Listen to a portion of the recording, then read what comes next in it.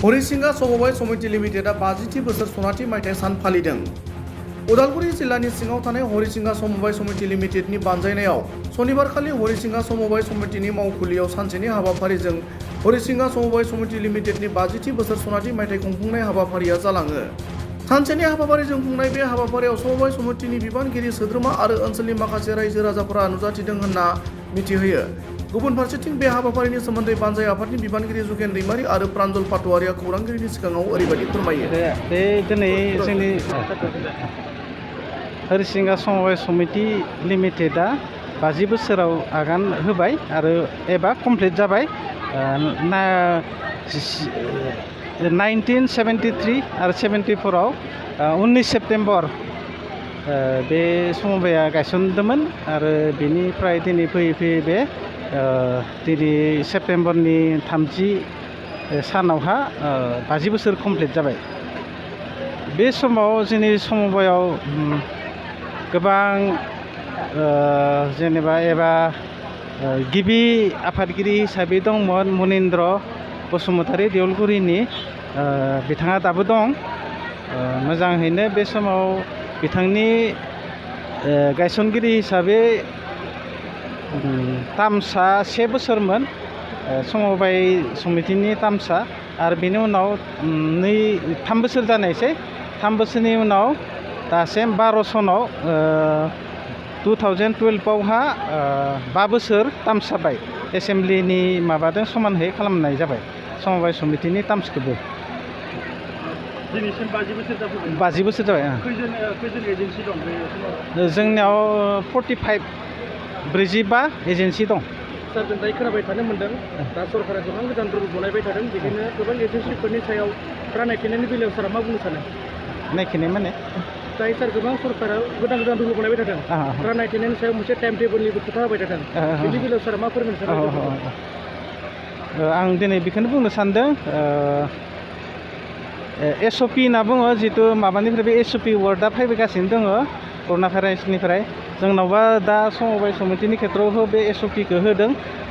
बावैसो SOP ओंखारनाय बायदिब्ला जोङो समबाय समितिया 1 निफ्राय 9 थारिखसिम, दाननि 1 थारिखनिफ्राय 9 थारिखसिमनि गेजेरावनो समबाय समितिनि न'खरावहा रानना हैनांगोन मुवाफोरखौ एबा माइरंफोरखौ जों होनांगोन। बेनि उनाव बिथांमोना 10 थारिखनिफ्राय 16 थारिखनि गेजेरावनो मुवाफोरखौ राननो नांगोन। बेयाव माबा मोनसे टाइम होनाय जागोन नामा सार, नेटनि इसुनि थाखाय? औ, ओरैनो नेटनि हिसाबै मोनाबिलियाव होनो होआखै, 4टानि भितरावनो फोजोबनांगौ होननानै बे मोनसे बिथोनखौ जोंनो हरगासिनो दं। दिनै सार नोंनि थासान्दि टार्म्सआवहायो दिनै नोंथाङा रायजो राजाखौ माबायदि मदद होनो हाखो, माबायदि सलायबोनो हाखो, बेनि बेलायाव सार मा बुंनो सानो? आङो 2010नि मार्च मासावहा बे समबायाव एपइन्टमेन्ट लादोंमोन आरो बिदिनो मोजाङै सोलिबोगासिनो। बे गुबुना मा सानो मिथिया। आं फैनाय समाव माने थाइसे फैसा गैयामोन, टेबोलावबो नायदोंमोन आङो, ड्रयारावबो नायदोंमोन, थाइसे फैसा नुवाखै। बेनि उनाव आङो बेनि कमिटिनि माखासे सोद्रोमाफोरखौ लानानै सावरायबाय। गुबुन धोनि मानसिनिफ्राय सावलाद फैसा लानानैबाबो जोङो समबायखौ फोथांनांगोन होननानै बिदिनो 10 लाख गाहाम जोङो बे समाव गोबां रां नाङोमोन। हावलाद लानानै एसे सुद होनानैबाबो जोङो माइरं दैरंखौ बोखांबोबाय थाबाय। आरो बिदिनो आं दिनैसिम 23 सनसिम सानसेबो मास मोनसेबो माने गेप्स खालामाखै। माइरं दैरं राननायावहा कमप्लिट माने जोंनि गेप्स जानायनि रेकर्ड गैया। आरो बिदिनो जाग्रा बेनिफिसियारिफोरा सम मथे माइरंफोरखौ मोनगासिनो दं। सार, मोनसे लास्ट सोंथि खालामनो सानो। बे सोंथिया जाबाय पाब्लिकफोरनि थाखाय। पाब्लिक गोबां माने मोनसे प्रश्न होबाय थायोमोन, मानि थाखाय जोङो सेरसे बा आधा केजि दानजाबाय थायोमोन, बेनि बेलायाव मोनसे प्रश्न खालामबाय थायो सार, बेनि बेलायाव मा बुंनो सानो सारा? सार, जोङो माइरंखौथ' एसे थिग मथेनो हरो, दा बाराद्राय बुंनाय जागोन। इसोर सुनायावनो हिरिनायावनो माने एसे माइरंफोरा खम बेस जाहैबाय थायो, गोग्लैनाय हिरिनायदो लाबदों। आरो बिथांमोना एजेन्टफोरा एसे माने 100 ग्रामहै दानो, बिदिनो माइ खमहै मोनहैयो। साबायाव सोरबा 1 केजि बा आधा केजि माइरं खम मोनोमोन आरो।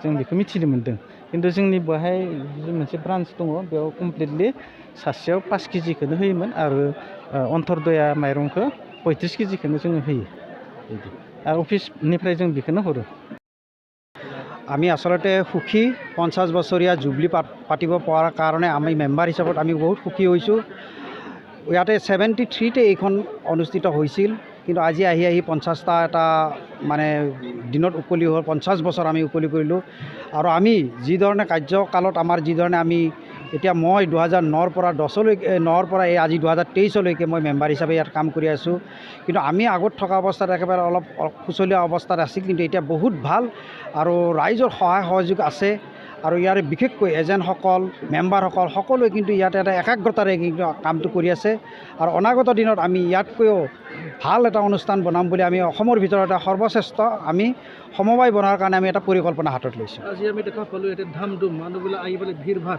আপোনালোকে মানে খোৱাটোও যোগাৰ কৰিছে তো এই ক্ষেত্ৰত মনটো কেনেকুৱা অনুভৱ হৈ আছে আমি আচলতে প্ৰত্যেক সাধাৰণ সভা বা মানে সাধাৰণ সভাতে ৰাইজক আমি মাতি পিনে সকলোকে ভাত পানী খুৱাই এটা সন্তুষ্ট কৰা এটা ব্যৱস্থা কৰোঁ যিহেতুকে সমবায়ৰ লগত গোটেই মানুহে শ্বেয়াৰ হোল্ডাৰখিনি হওক তেওঁলোকে ৰেচন কাৰ্ডৰ সকলোৱে জড়িত যিহেতুকে প্ৰতি বছৰে আমি সকলোকে মাতি ভাত পানী চাহ মিঠাই সকলোকে খোৱা ব্যৱস্থা কৰোঁ এইবুলিও আমি জুবলি হিচাপত ইয়াতকৈ অলপ ডাঙৰ মানে আয়োজনেৰে তাৰমানে ভাত পানী খোৱাৰ ব্যৱস্থা কৰিছোঁ এনে ইয়াৰ অন্তত কেইটা সমবায় আছে না সমবায় বুলি এজেণ্ট আমাৰ এজেণ্ট আমাৰ প্ৰায় 38টা এজেণ্ট আছে এতিয়া 2-এটা আৰু বাঢ়িছে এতিয়া 40টা মোটামুটি 40টা হ'ল আকৌ ভৱিষ্যতৰ দিনত আকৌ এজেণ্ট মানে বাঢ়িব বুলি মই ভাবোঁ কিছুমান ৰেভিনিউ ভিলেজ বহুত ডাঙৰ হৈ গৈছে কিন্তু আমি এই 38টা 40টাই আমি সুন্দৰভাৱে কিন্তু এজেণ্টসকলেও কিন্তু পৰিচালনা কৰি আছে আপোনাৰ লাষ্ট প্ৰশ্ন কৰোঁ মই আপুনি যোনটো এতিয়া নতুন গাইডলাইন্স দি আছে চৰকাৰে এই ক্ষেত্ৰত কিবা ক'ব নেকি যোনটো মানে ৰেচন পানী ভগোৱাৰ টাইম টেবল